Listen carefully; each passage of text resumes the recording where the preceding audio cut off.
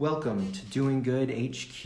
I'm Aaron Jack with the Aaron Jack Show from Artist to Art, and I'd like to introduce today Eric Spivak.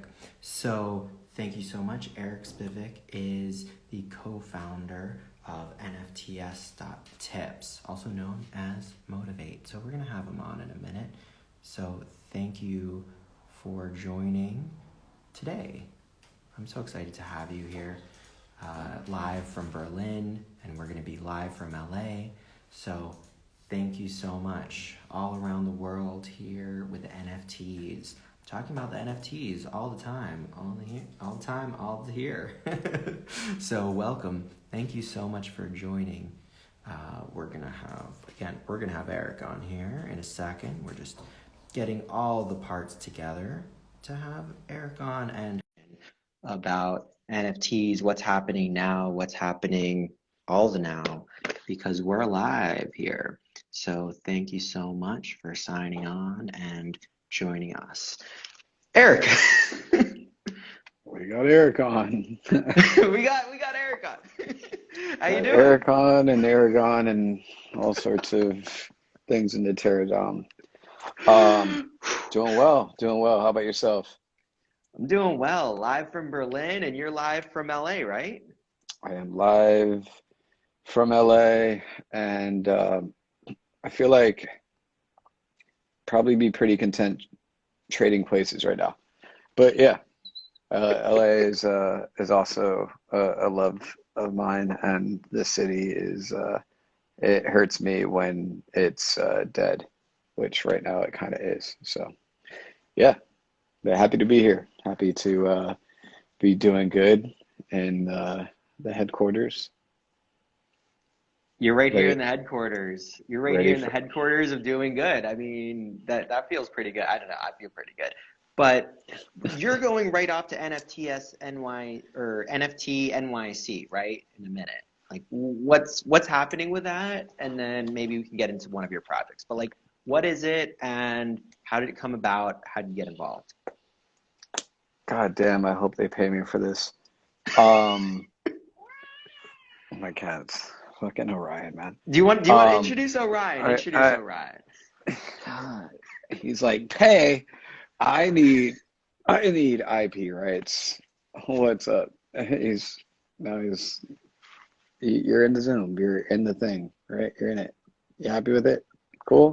Acceptable, approved, signed, stamped, delivered. All right, we're talking about NFTs and crypto. Are you a lazy cat or a stoned cat? Are you a cool cat? Okay, cool. We'll put you down. You're a cool cat. So cool cat hits the ground. So yeah, NFT NYC. I want to say it's like the annual leading NFT event in maybe the world. I'm not sure. It might be. It might not be. We'll find out. But since NFTs have been exploding, as well as crypto and blockchain, everything over this last year in particular, I think NFT NYC this year is going to be like South by Southwest when it started.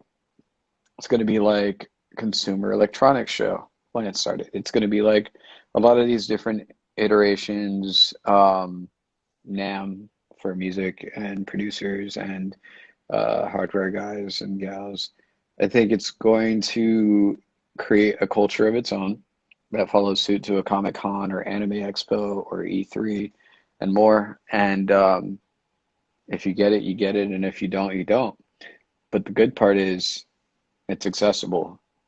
And it's not inclusive and diverse yet, which is something that I'm fighting for and really like extending the table and adding more chairs and doing my part for. But it's definitely opportunity of a lifetime for people that get it and spend the time educating themselves and reading the room and just taking it all in. So I'm pumped. I think for NFT NYC next week, we're looking at over 7,000 attendees. And if even half of those people brought one or two or three or four guests that didn't have tickets, then you've yeah, it's going to be big. It's going to be big. It's going to be cool. Um, COVID mandate is going to ideally keep people safe, but also simultaneously um, provide the opportunity for people to be kind and patient and understanding, entering and exiting these places. But yeah, so NFT NYC is happening, and I will be there for it. I'm hosting a stage for 9 hours, which could be a very bad decision or a very good decision.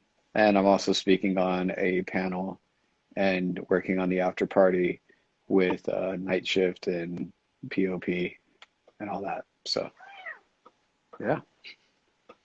Wow. So what do you want in terms of seeing this NFT space? Like not just NFT NYC, but NFT space in terms of inclusive and being inclusive and diversity. Like what would your dream be, and what would your call to action be for those out there watching whenever anybody's watching this right now? Yeah, I mean, my idea of I don't even want to go as far as saying a utopian future or anything of that nature, but I will say that I am about balance and fairness and transparency and authenticity and so many other things in a non-performative manner, that my expectations are that there's no ageism, sexism, fucking like, I don't know. I've never been about labels and tags. And so diversity, accessibility, inclusion of all walks has always been very important for me to pay attention to, but not to nitpick or punch holes in the umbrellas of.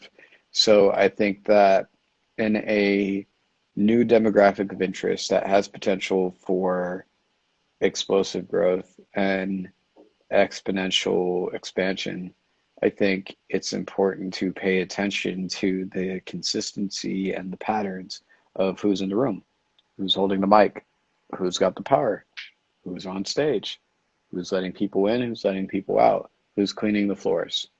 And I mean, I used to run a bunch of rooms and hold space with Layla Steinberg, who managed Tupac. And one thing that she said every week for months was treat the CEO as you do the janitor, treat the janitor as you do the CEO. And I kind of maintain that mentality myself in a different way, where I've been preaching for years, like everybody starts at zero, and what they do and what they say brings them up or brings them down, including you. So, um, yeah, I think NFT NYC, or the space on a bigger scale, has the opportunity to start at zero and let people pave their own way. We're giving them bricks to decide if they want to throw them or team up with other people and build with them, or if they want to put them in front of themselves and figure out how to break through them and potentially break their hand. I'm gonna stop. Anyways. All right. Yeah. So What yeah, do you I think that answered. what do you see in terms of building with others? Like what do you see the potential in terms of NFTs, in terms of how people can build together, not only now, but in the future of NFTs, and how how that will go forward into the future? Like what is the potential that you see and how people will collaborate in the future? I mean, more than anything, uh, it's been very difficult to do the paper chase or to chase the paper, aka look for receipts. And that's when legal gets involved. That's when a CPA or lawyer or manager or agent or friend that really knows their shit or whatever it is steps in and is like, you're spending way too much for this. Wait, you didn't get paid for that? And when those questions arrive and you are quote unquote strictly a creative, you're not looking at it like you fucked up. You're not looking at it like you lost money. You're looking at it as, okay, so what do I got to do to make sure that I don't miss next time, right? And in general, uh, as someone who's worked on an agent side and a manager side and a talent buyer, and it's just there isn't automation to take care of people the way that they need to be. So this space provides that for a lot of different people in a lot of different ways. From the illustrator whose work gets dropped into a storyboard that gets picked up into a trailer that gets passed to a 3D CGI animator that gets passed to a director who denies it, so then they all have to go back and talk shop again and creative strat and build it back up and build it back down. And same thing happens with engineers and mixing and mastering, where they're responsible for the placements of the voices or the sounds to make that final record what it is. And for the most part, they don't get any appreciation or shine because they don't have a unique name.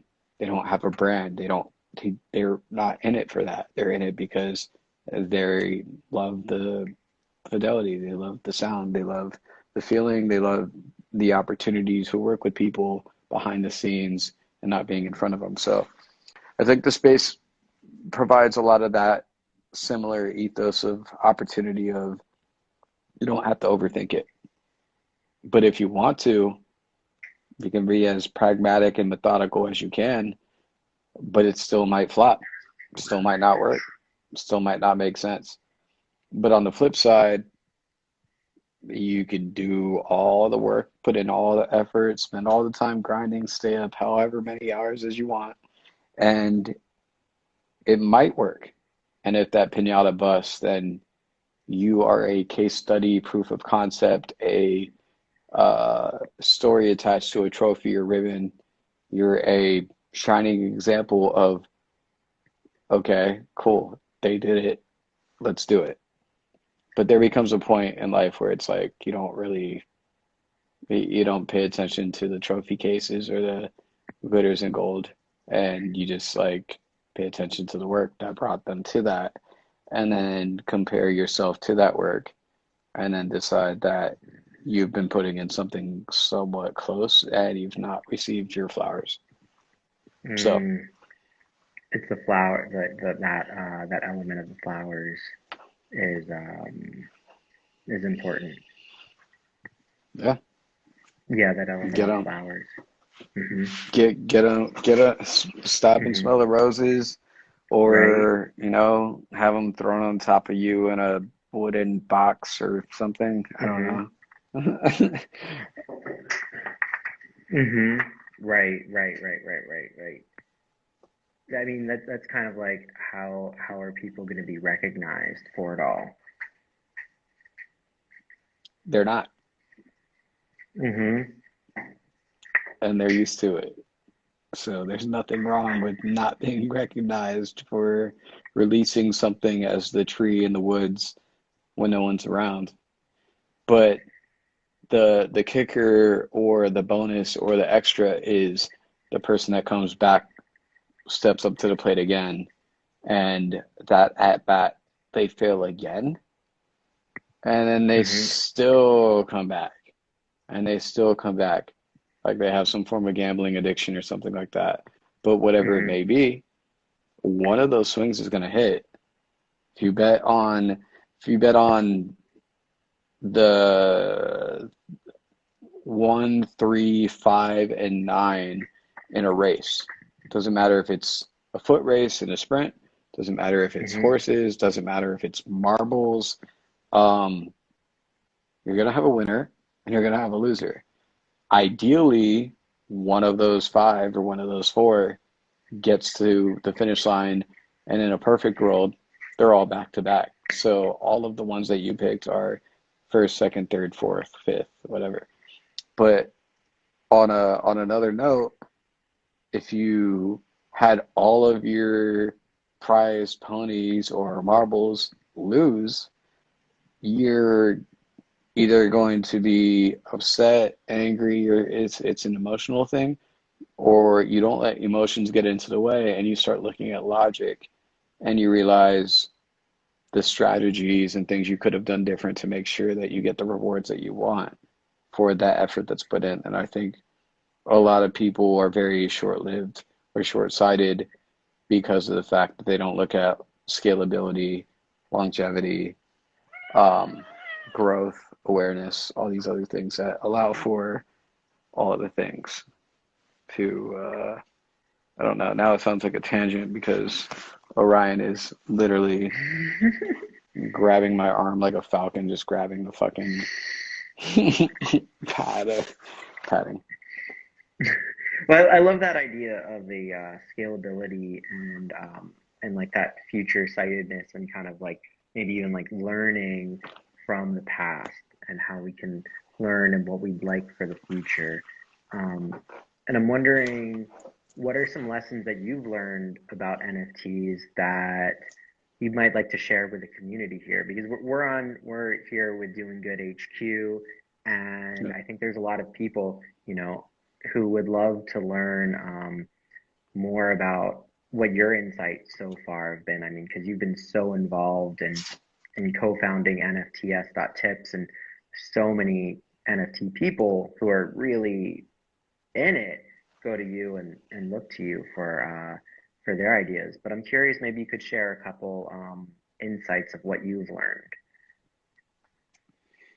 Yeah, I mean, at the most basic level, if I was to break down what an NFT is, it's a certificate of authenticity attached to, maybe a cat. My cat is an NFT. So if you want to buy it, 1 ETH, you got it. It's fine. Doesn't it's on the house. Make money. Orion will appreciate and value. You don't know about the Petco campaign that he's about to jump into. It's all good. No, but I think at the end of the day, it's like NFTs are a way of expanding upon digital and physical goods and services and more in a way that we've not really had the opportunity to have since maybe Napster or LimeWire or BearShare or SoulSeek or Pirate Bay or Silk Road or so many other iterations. Even AOL 30-day trial discs, that was a U2 prototype for Apple.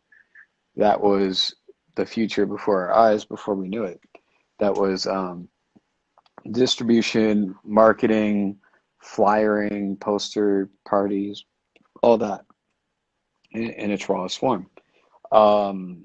So NFTs or non-fungible tokens are somewhat hard to define for people that don't understand it because it's a question mark that's flexible. But for the people that do understand it and understand that same thing, they're like asking questions to a infinite answering machine that's always, you can do whatever you want. Yeah, you can do that. You can do that too. You can do that too. It's like I bought, actually I can't even say it. I was about to say it, but I can't even say it. But I own a few websites and domains and projects that I can't even really talk about for like another 3 to 5 years. But that just shows how far ahead people are with their uh, projections and trajectory of this.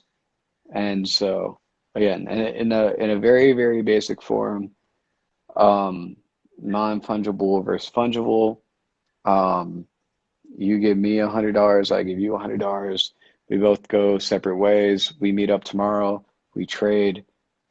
It's an equal trade. But if I give you a Kobe Bryant signed basketball and you give me a Al Pacino casting video and we swap, maybe Al Pacino the next day is the head of some feature film and so on and so forth. And Kobe does what Kobe does. And now it's not 100 for 100. So, yeah. And then there's residuals and perpetuity and all sorts of other things that we hate because they're tags and labels of created systems that are made to protect, but also prevent success in a lot of ways. So the space has opportunities for people to do both of those things, and I choose to use my powers for good, which I think you do the same. For sure, for sure. I love that kind of like what you're saying, and I'm wondering like what are some recent insights that you've had like from the infinite machine of questions and answers and NFTs and the infinite number of things that can be done. What are some things that have surprised you recently?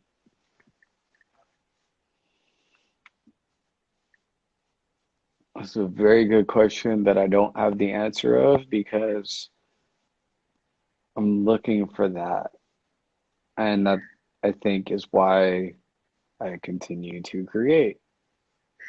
And I think that's why a lot of people do, right? Um, you can't find the magazine you like, you can't find the blog you like, you can't find the Spotify playlist, you can't find the music you love, you can't find the art you give a fuck about, you can't find the party that you want to be at. I've always been someone that's if you build it, they will come, but I'm not even worried about they. I'm worried about myself. I want to create a space for me to be happy in. And so for me to be at my happiest, I've curated an environment that when other people read the room, they know it's me, but they also don't need to think about it because they're lost in it and they enjoy it. They're grateful, they're appreciative. I want people to pay 20 to get in and 40 to get out, and the extra is just a thank you. And that happens a lot when I'm throwing warehouse parties and penthouse parties and 5, 6, 7 course dinners and all this other shit. But yeah, I think that like I guess that's kind of the difference in an approach where the majority of the people that are creating NFTs and creating collections or one of ones or working for platforms and so on and so forth, they all have their own backgrounds and experience and all these different things. And they're either tiptoeing or getting their feet wet or their ears wet or they are drowning in it. But they're trying to figure it out. And in trying to figure things out, those chipping away at the iceberg moments, you learn a lot and you grow a lot. So I think that you're seeing an entire I don't even want to call it an industry because it's very utilitarian and boxed in as someone that doesn't like labels and tags, but you're seeing it before your eyes that like this is a new culture that has subcultures and genres and formats of interest and demographics attached. And so just with looking from the outside in, there's so much to gather from that that's going to define what a future looks like, at least for the people that give a fuck about it or care about it enough to share it to others and bring other people in or push other people out or, you know, um, basketball started with crates. It did start with crates, but that's it. It's like triangle, circle, square. Which one do you identify with the most? That's a question I used to ask to like hundreds of people a couple of days a week and see how they responded to it. and I'd always find a way, which was my creative exercise, so to speak. I'd always find a way to be like, yeah, triangles, direction, food pyramids, pointing, arrows, but always a way. On the flip side, um, it's like, oh, circle, you bounce, there's cycles, rotation.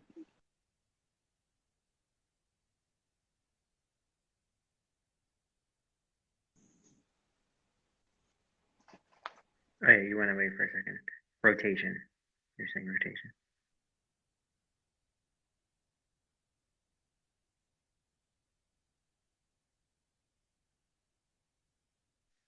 Why don't you tell me out there who is?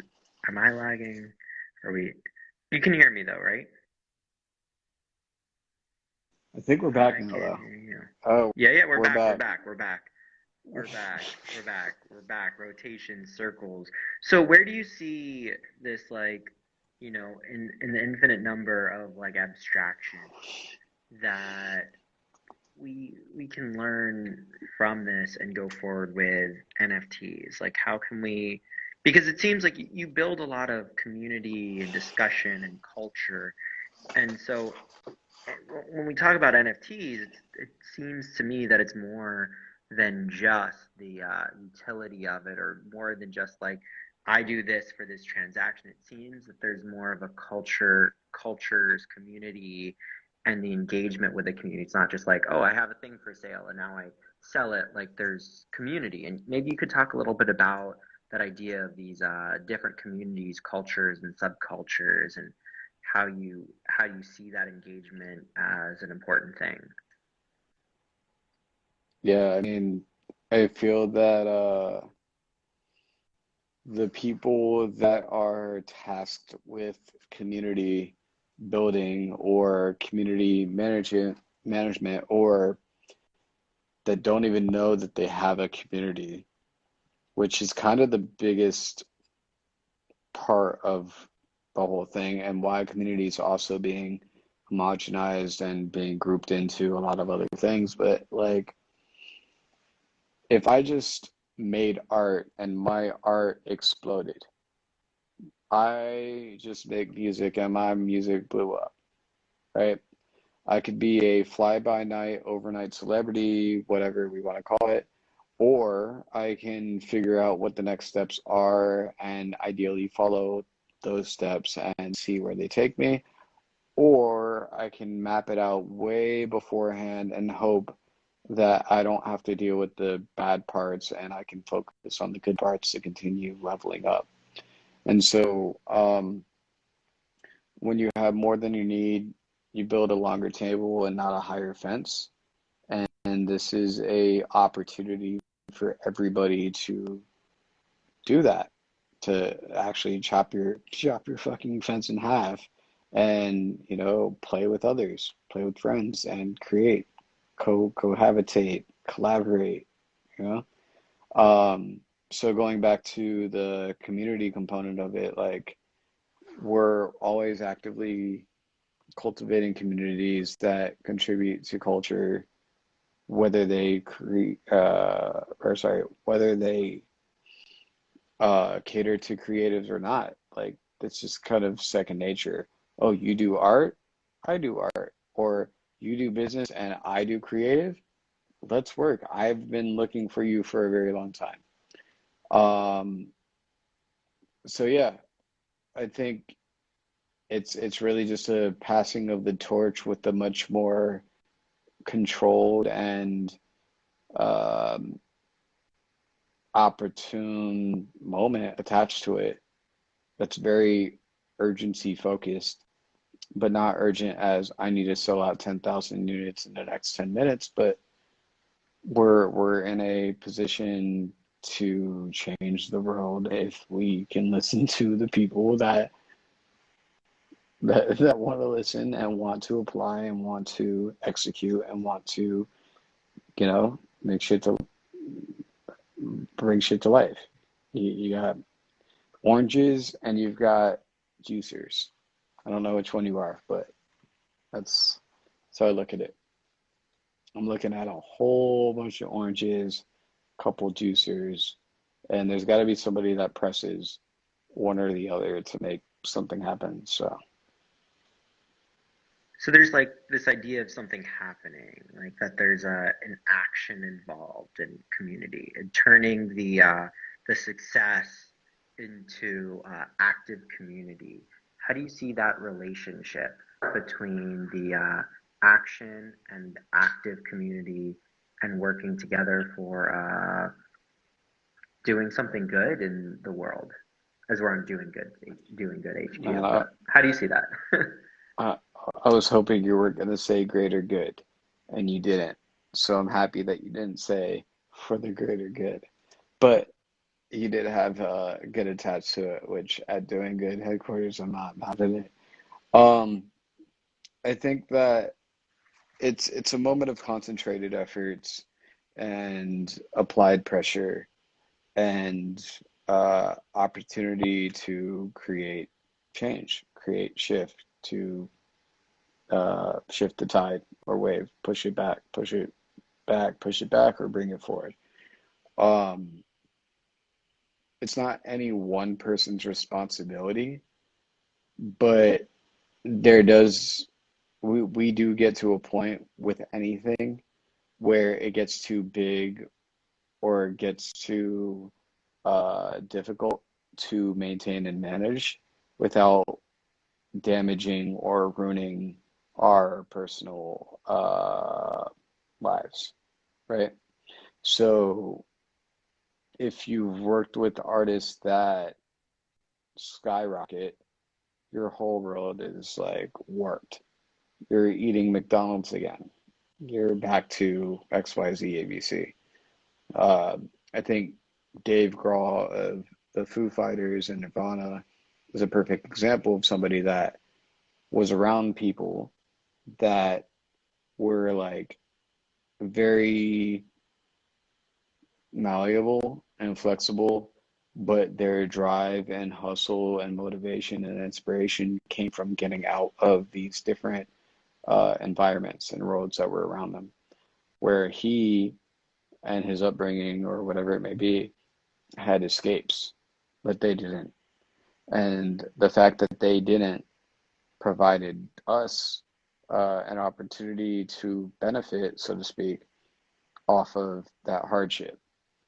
And I think this space has the same thing. Like it's and it's hard for people that are empathetic, and it's hard for people that are socially awkward or introverted. It's hard for the non-blue chip blue check that are rolling the dice to even mint something when they know that that could take care of a 15, 10, 7, 5, or even dollar taco or 50-cent ramen noodle pack or whatever it is.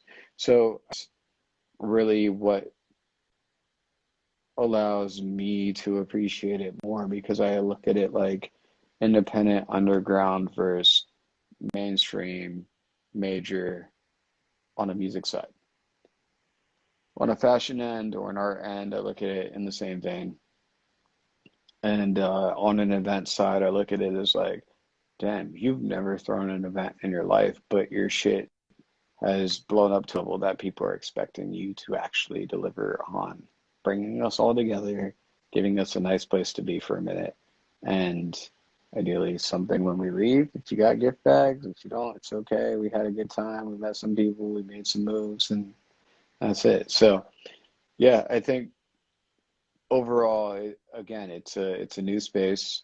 You're a front runner in the space because you've listened to and connected with a lot of people like myself that are about it. And as long as you stay here nose to the grind and the people here listening explore it a bit and backstroke through the whole thing and then go do a freestyle swim or dive or whatever. I don't even know. I can't use swimming terminology, but bottom line is like whether you want to get your feet wet or you want to get neck deep or if you want to drown, You have all the opportunities to make a splash in this, can't even call it interim or intermediate or like temporary thing, but yeah, it's a addition to your pre-existing realities. That's beautiful. Now, I'm curious.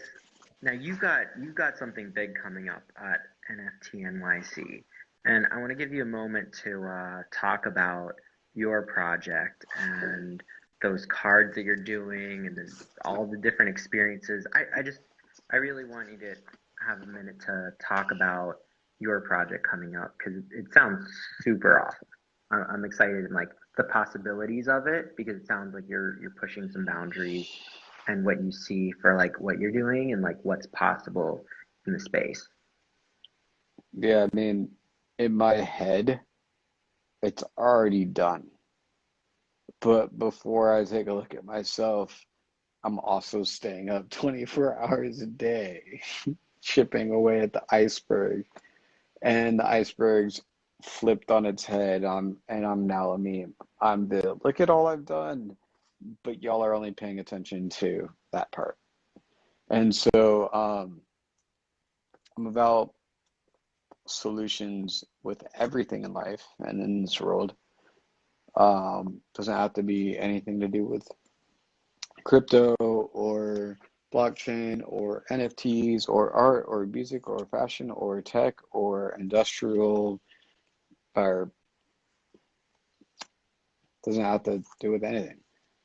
What it has to do with is creative strategy, creating accessible solutions that are efficient and affordable and have longevity and scalability to change the world for the better, regardless of if I can live in it or not, because my expectations are better.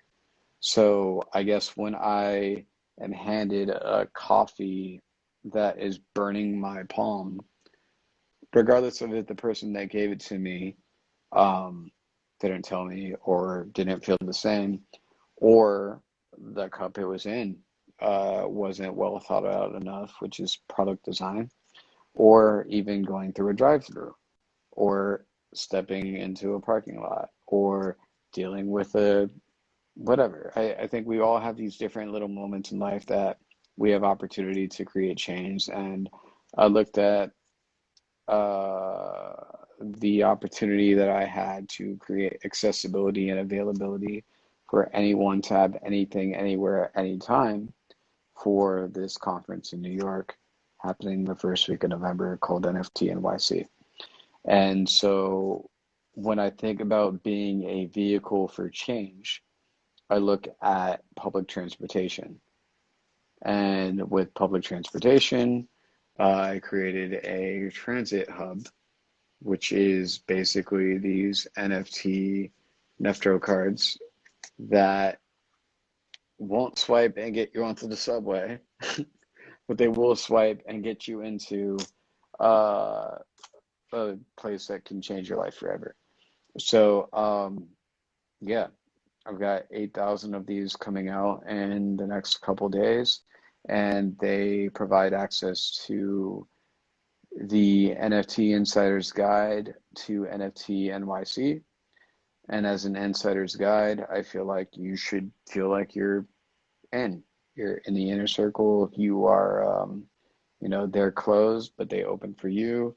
They're at capacity. They open for you. You don't have to wait in line. You don't have to pay a cover. You don't have to pay you don't have to worry about anything other than your time management. And so you kind of get celebrity and influencer and more privileges. And and for most of us, this is pretty girl privilege. But you get what you get, and it just continues to grow because I've thrown events for over 10 years now, and I never want anyone out in the cold. I never want people lost. I don't want people confused. I want you to get it the moment you take a look at it. And so, yeah, this conference is going to go on. I have my directory of over 200 different locations and attractions and museums and galleries and all the things, including restaurants, hotels, parking lots, and more. And yeah, I'm excited to see how this is adopted. Even if it's not, like, I would still justify the month that I've spent putting it all together just to see how people roll the dice on something that might or might not have enough upfront validity or integrity or character to it. Even though they can look me up and see that, oh, he did it. Oh, he did it. Oh, he did this. Yeah, let's get 10 of them. Get 20 of them. But yeah, so for NFT NYC, that's it. It's I've got that as a release, and it also gives access to every single ticket out of those 8,000 gives access, early access or a whitelist to my Genesis shop. And I've cumulatively handheld over $20 million in sales. So for the top 50 people in the space, like I've done a lot. So I'm excited. Wow, wow. That sounds like a big pass to get in and part of NFT NYC. And why don't you talk about, since you co-founded nfts.tips, why don't you talk a second about that? Like, what is it, and how people can kind of learn more? You know, what is it and how people can learn more about it? Yeah, so nfts.tips was a community founded on the Clubhouse platform back when it was iPhone only.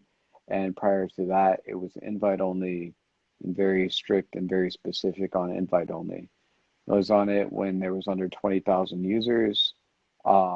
It's now over 50 million, which is insane to see it go from 20,000 to 50 million and use it every day, which I did.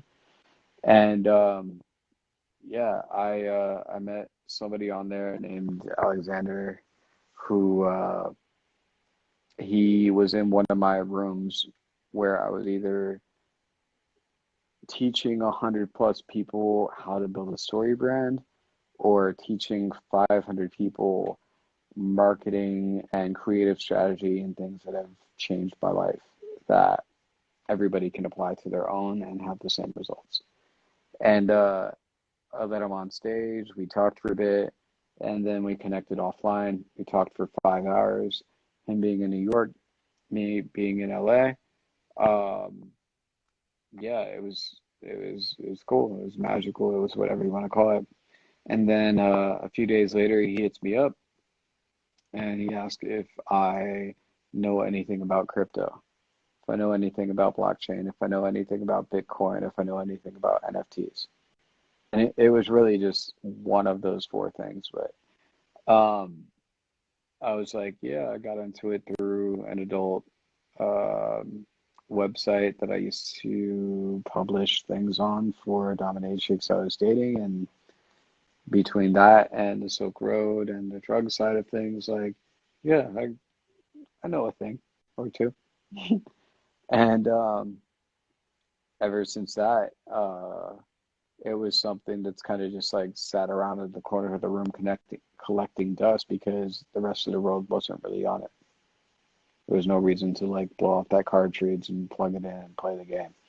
So yeah, I would say a couple weeks later, started running rooms with him every day at 8 a.m. Eastern until the wheels fell off on Clubhouse, 6 days a week. And that amassed to creating the world's largest NFT and DeFi community, which now I don't even know what to say about it because it's just like it it didn't grow into an uncontrollable thing, but it helped so many people out that there was some level of are you gonna come back now? we gonna come back down? Are you gonna say hi again? Like, do we know you anymore? Like, just kind of like, not, I don't want to call it resentment, but there was just kind of, and it's, you can't even put expectation on it. It was just like, we helped a lot of people have a lot of wins, thousands upon thousands of people, literally, and never ever seen or heard from again, except for when we see them living their best life ever. But beyond that, it's just a matter of, it's part of the game. I don't hate the player, hate the game. They see an opportunity, they see a moment, they slide in, slide out, change up, switch up, curveball, whatever, and you deal with it. It's adversity, it's obstruction, it correlates to life and how we deal with things. Um, Traffic jam, fire, whatever. So, yeah, the NFTS tips community has been instrumental to the success of a lot of the top 100 projects in the space, and created an immense amount of opportunity and growth for people to change their lives forever, as well as the people around them. And I'm happy and I'm proud and grateful that um, people like yourself have come into my world because of it. And NFT NYC is going to be even more emphasis on, like, do you know what you've done? Do you know what you changed? Do you know what you, and I'm going to be like, honestly, I was probably high as fuck just getting done doing this, that, and the other. And I barely remember. No, I'm just kidding. That's not me. But I will say, that's it. It's just good. I won't say right place, right time, but I will say that it's like, for people that are hungry and want to know what's next, that's great, but you still need some level of leadership. You still need some foundation. You still need some structure. And a lot of us build on other people's sound, and that's what we just did. We built a castle on someone else's sand. So how do you break that castle down and move it somewhere else, which we've done to a good extent? But still, it was just, yeah, that's where we're at. Right place, right time for a moment. But that's it. Now, leadership and structure. I'm very curious about how you view that in terms of the decentralized structures. Like, where we're talking about Decentraland, decentral this, decentral that, but yet we're still building an event in one time, one place, which has a ton of events that are decentralized, right? Mm-hmm. And I'm very curious, we're like, leadership and structure are so important to move things forward, but also at the same time, decentralized leaderships and structures are also very important to the ethos of the community. How do you Mm-hmm. kind of view that balance between those? I don't know. Are they separate, or can they be one and the same? How do you find that balance in your own ethos and in what you would like to put out there in terms of structure, leadership, and also the decentralized nature of it all? Yeah, I mean, to put it bluntly, like, if you want to be the president, you're never gonna win, because you're never gonna please everyone. There's literally no way that you can do that. Like, oh, he's wearing blue. I don't like blue. What are you wearing? Black. I like black. Oh, I hate black. Are you wearing yellow? I love yellow. Can we make a decision? There's just too many that we can't, It's very much a food court in life. With that food court in life, we get learning opportunities like presentation and packaging. So you can have the best food on the planet, but if it looks like shit, no one will try it. If you have the worst food on the face of the earth and beyond, but it looks amazing, people will at least give it a shot. So the people that are giving it a shot are rolling the dice and gambling and risking in exchange for opportunity, right? So that goes into visuals, and you learn things visually 60,000 times faster than you do any other way, which is why a graphic that you can look at for 2 seconds, like a McDonald's arch, is more valuable than this very, very deep, intricate piece of work that you've spent your entire life on. And so, again, it goes back into, it's all about how you serve it up, packaging, presentation. You could best food or the worst food, doesn't matter, but if it looks good, people will try it. So you're already one step ahead because they're trying it versus this looks like shit, but it tastes amazing. Like it's really like I'm a Michelin starred XYZ ABC Bourdain and friends all like I've got proof of all this. Like look at all this proof. Like what do I gotta fucking do to get your approval? Why is that person groveling? You know? So yeah, I think again, a foundation structure leadership that's based off of the perspective and perceptive minds and eyes and ears that respect work ethic mixed with quality and integrity. I think that's beautiful, like how, you look at the leadership and where you're trying to be at and that mix and really leading the way forward. Um, I'm very curious about this, like how can that be in a decentralized system and how do you see that moving forward in that way? Like do you like how Yeah. these like structures are being built and is it sand that it's or is it like because we're talking about castles in the sand, we're talking about that there's these structures built on what in a decentralized system and but Yeah. there's also an element that people do need to come together and agree and to move forward together because Hmm. it's so much based on community uh, these structures of building building pieces of work that are being sold to the community that give utility for connection. How do you see that? Those aspects of Yeah. community connection and connection to the decentralized system. Yeah. I mean, somebody in the audience asked, so quotes should always come with the picture, right? And I think that quotes without a picture allow you to explore whatever you want, right? That's centralized or decentralized.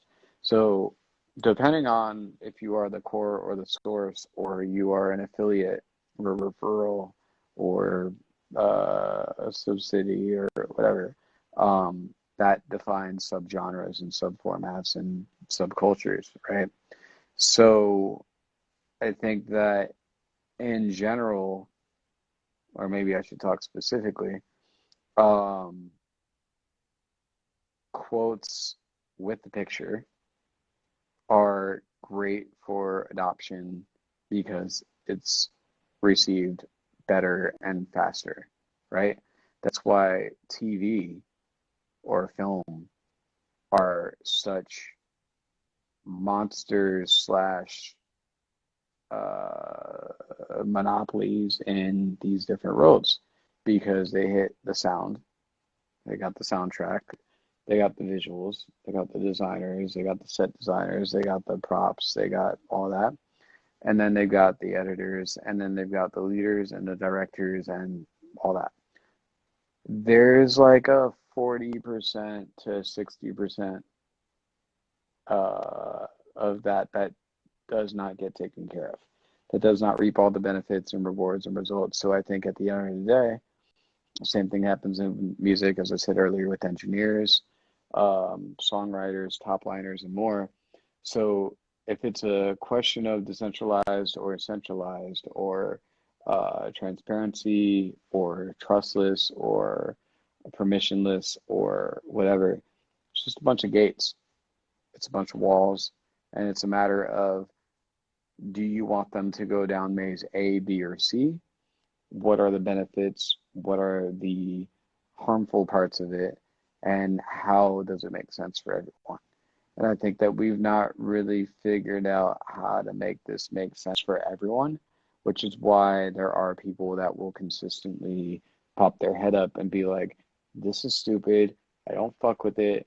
It's a scam. You guys are liars or thieves or scoundrels or vagabonds or whatever adjective or word they want to use to describe something they don't understand.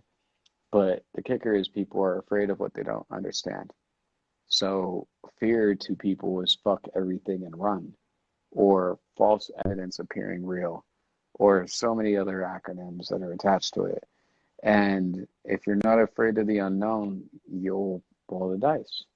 You'll roam freely. So I think it's not even really a conversation about centralized versus decentralized. I think it's a conversation about how you want to structure your personal life, your business life, and any iterations that spin off from those things. Like, how do you want to syndicate your life, which is essentially kids, family, right?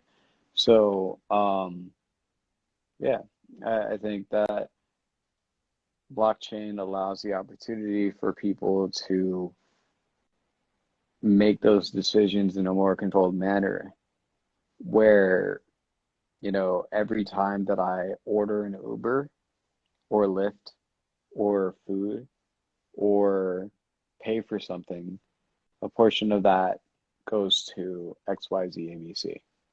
And that's attached to my payment method for life. So after 30 to 50 years of my life, I can look back and be like, holy shit, I've given $500,000 to this blood transfusion lab. I've given $200,000 to this clinical trial facility that's creating medical advancement. I'm giving 100,000 to at-risk youth and marginalized community. I did not know I did any of that. And it's like, no, you did. And this kid and this person and that person, these are all people that have rallied for you based off of what you've done. We don't have systems like that. So that's where it goes into the structure and leadership. And unfortunately, most of the leadership is disenfranchised from giving a fuck about any of that shit because they don't need it. They're already good. It's like, I'll do it to remain popular. I'll do it to stay relevant. Is this all you guys got? Like, I can be put into a game with a VR outfit or avatar, or I can wear augmented reality clothes. Like, this is all you got? I've been living in XYZ ABC mansions and so anyways, obviously my interest or disinterest lies with people that make very loud statements and choices to chop shit up or break it down. So Well, that's why we're here on Doing Good issue. Once again, percentage of every NFT goes to a nonprofit. So, so I love how the elements of NFTs and nonprofits and the wealth can go into where it's needed. And I think that personally, I think that's really important. And I think you were just saying that, so I'm bringing it back here to our where we're at, where we're at all over the world. And I just want to say that I really appreciate you staying up late there in LA and making this work.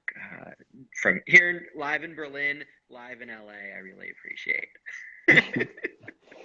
Yeah, it's wild because I look at it being 2:15 a.m. here, and if it wasn't for COVID, I'd be listening to deep house or drum and bass or bass house or techno or hip hop or whatever. I'd be throwing a party right now, and I'd probably not get home until 4 or 5 in the morning. But I'd get home and I'd count money and I'd feel good. But I don't care about the money so much. I care about what I can do with it. That really makes me feel good. And so I think that one thing that has really been an eye-opener for me in this space that we're in is I see how quickly you can repurpose and redirect resources. And I know what you can do if you let me borrow your car for the night. I know what I can do if you let me use your house while you're gone for the month. Um, so yeah, I think that like it doesn't need to be a dictatorship. I'm not the fucking torchbearer of this, but I think that we're going to see a lot of world-changing things attached to this that are focused around integrity and ethics and character and core values and more. And I can't wait. So, yeah, doing good worldwide, universally. I love that. I love that so much. Now we got a question. I think it's a good question from HADIQ, the Yeah. official one. Can I'm every not sure. artist win and become successful in the NFT space? The answer is yes. The answer is yes. And the reason for that answer, you're going to have to pay me $9.99 and send me a text saying answers to 888. I have no. But no, I think anybody and everybody can win dependent on how you define a win in this space, and become successful in it, because there aren't enough there's only so many places you can be. There's only so many games you can play. There's so many opportunities, or there's so few opportunities that you're forced to find your tribe and create community in a non-performative way and really grow with people in a way that you've not done since being in a playground and shaking somebody's hand or punching them in the face and not realizing you punched them. No, I'm just kidding. But yeah, it's wide open for everybody that gets it to a specific level. And if you don't get it to the level that others are at, they'll bring you up. So that's it. It's not a Ponzi. It's not a MLM. It's not a affiliate program or referral thing. It's not a door-to-door sale. Um, I worked for Kirby Vacuums, sold door-to-door for a minute, ended up meeting Warren Buffett from that. Like, I can't tell you, like, there's so many different little facets in life that you never know if you go down that road, what it's going to open up for you. So this is one that I don't think any of us have the answer to where it will go or where it will be, but we do know in terms of current space and time that it's changing the way people think about how they've done things for and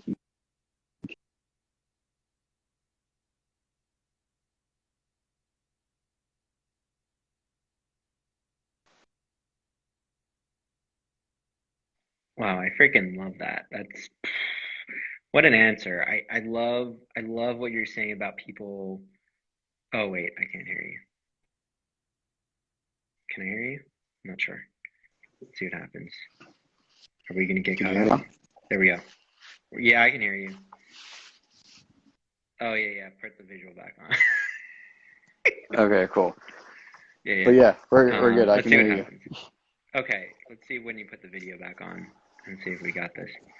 I See if we can't got. put the video back on. I tried.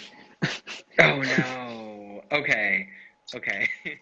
But We're I'm videoing. listening and I can respond, and I don't know if my Wi-Fi is going to do it. Okay, we'll see what happens. Okay, so I love what you said about the in the playground.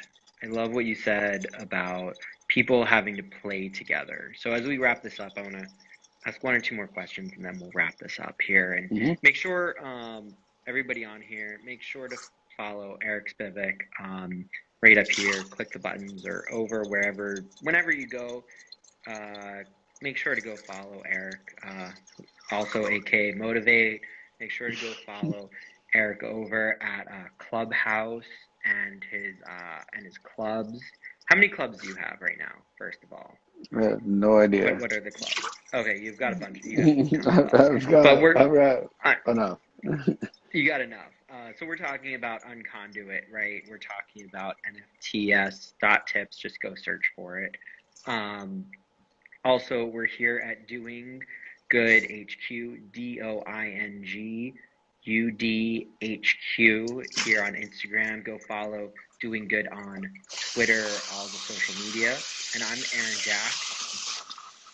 Oh wait. You got a little washing hands there going on. So I'm Aaron Jack. You can follow me at Aaron Jack Line Art here on Instagram. And then go follow Aaron Jack over on Clubhouse. Go follow the links. Anyhow, so thank you all. Did you change your handle, by the way? I have not yet. Okay. I'm working on it. We'll see what happens. I think. Yeah. Yeah, I did on I did on Twitter. We'll see what happens. We'll see what happens. Roll the dice, you know? Roll the dice. Life is a gamble. Life is a beautiful thing, and sometimes you roll some dice and jump on a plane and end up in France, and then end up in Berlin. Never and go Berlin back. at the NFT headquarters. We had an NFT meetup here in Berlin, and it was awesome. Physical space, digital space. Community, it's so interesting to me how community interacts in physical and digital space. And we're talking about playgrounds here and how people have to work together and make it work. What do you see for that in terms of you're meeting up in physical space, you've been together in digital spaces, you've seen a lot of people in physical spaces. What's that like, and how do you see working together and playing forward? I think, again, a perfect example would be looking at the framework of the way that we go from blueprint to build out, or roadmap to expansion or creation. I think it's seed to stem, or stem to seed. So ideation, implementation, execution. So, I mean, I've got a unit in downtown LA that's overlooking a rug factory that got too hot and overheated after a fire started, and the whole building just went to shit. Doesn't exist anymore. And now they're building 3 different buildings in the former place of that building. And every day at 6 in the morning, I get to see 30 to 40 individuals building shit. It's like watching ants from my view. But my concern, or my fear, it's not even a fear, but my concern is, what is that end result going to do to my neighborhood, my community, my culture? And I can't label it or tag it gentrification. I can't I can't wave a flag in the sky to have them halt production and give the money back to the developers and be like, this really isn't a good idea, guys. I don't think you understand what's going to happen once you build this and put a fucking Erewhon in it and charge $35 per bottle of water. It's just really don't do it, you know? But so for me, I look at it from a culture first standpoint. And that's not the way that the majority of people look at things.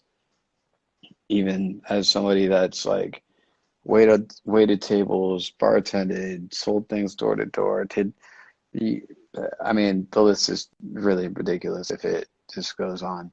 Because I've also worked with Obama, AOC, YG, James Blake, Pete Tong, Peggy Goo, Doja Cat, Kelly Uchis, Kuko, Interwave, and Stable. Like, it's, I look at that, which I've never actually capitalized on or leveraged. I was never taking photos with or tagging anything, but it's just like everything is everything, anything is anything. And what really matters is how you set up the next person. And I think that this space has the opportunity for everybody to set up the next person for success, even if they didn't hit it themselves.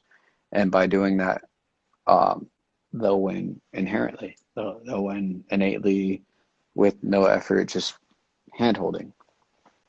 And then you bring in other people that also might have had L's, which there's no losses. It's all learning experiences. So yeah, I think at the end of the day, it's there's no way to actually put a pin at the top or a lid on it, because it's an endless conversation that is infinitely growing as things that are in perpetual motion in a upward or downward or whatever spiral. But I think we're in a good place, and it's a good time for meeting good people, doing good things for good people.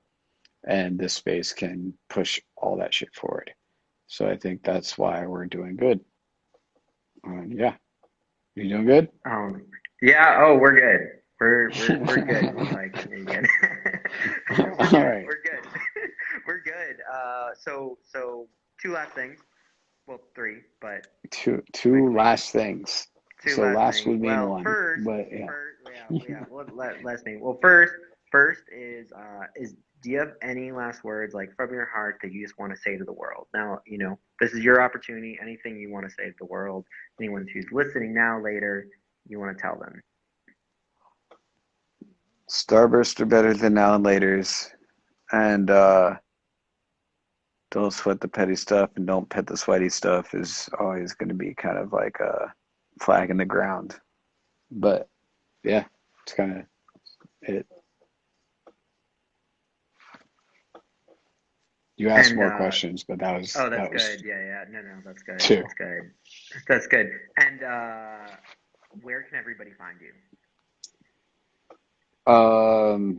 So I'm like one of those possums or raccoons that's digging through the pizza you left in the trash because you didn't like the crust or didn't have sauce for it. No, I'm accessible. My brand is built around providing accessibility and availability for anyone, anywhere, at any time. Budget required, obviously, but for the most part, Twitter, Eric Spivak, ERICSPIVAK, or you can just type in SPIV. That works the same way on Instagram, SPIV, Spiv. And yeah, I mean, if you can't find me between those two, I really hope that you're being taken care of, or your Wi-Fi is paid, or your computer is working, or whatever it is. Like, yeah. Oh my God. Well, perfect. Yeah, we're here on Doing Good HQ, DOINGUDHQ, and I'm Aaron Jack, Aaron Jack Line Art, here on Instagram, and you can find me. I'm on Twitter. I'm on Clubhouse, Aaron Jack. Search me up, follow the links, and make sure you go follow Doing Good HQ, because it's an awesome platform for NFTs. I really hope you just go follow wherever the follows are. Up here, but it may later be over here, wherever the follow buttons are for all of us, because it's a team effort. This is about community and building together. So, and doing some good in the world, right? Yeah. Follow. It's like right? I gotta figure it out so you could just be like, it's a giant fucking TikTok at this point. It's like food, right. At one point, water, the TikTok's gonna sun, move. air. Oh. And then it just turns into a really bad trap song reiterated with, yeah. We're good. And we'll make it We got into an it. NFT. I The one hope and not. only. You know, my actual Genesis collection is going to, and people that buy this Neftro card get access to it, but it's actually going to land me in jail, and the amount of sales attached to it are going to bail me out of jail, and then my mugshot is going to ideally not land me back in jail, but it will be minted, and yeah, it's going to be an interesting little loop and experiment on social currency, which is what I live off of. So yeah, yeah. Till next time. Till next time. Any last words till we log off? That's it. We out. That's it. It's All right. 2:30 on the dot. We're good. We're good. We're good. Appreciate you. 2:30 a.m. in LA, and here in Berlin it's 11:30 in the morning. Thank you so much, and we'll see you soon. Catch you on the flip. Appreciate everybody listening and all that jazz.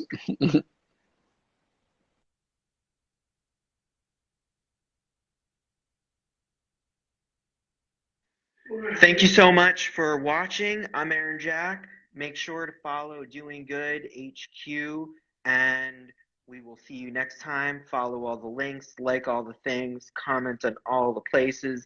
Live from Berlin, we are here at NFT headquarters. Thank you so much for the NFTs. Go mint your NFTs. Go create the NFTs. Go on nfts.tips. And if you're in Portugal, or you're going to be in New York City for the NFT things, go say hey to the Doing Good HQ team. And till the next time, I'm Aaron Jack, and I'll see you then.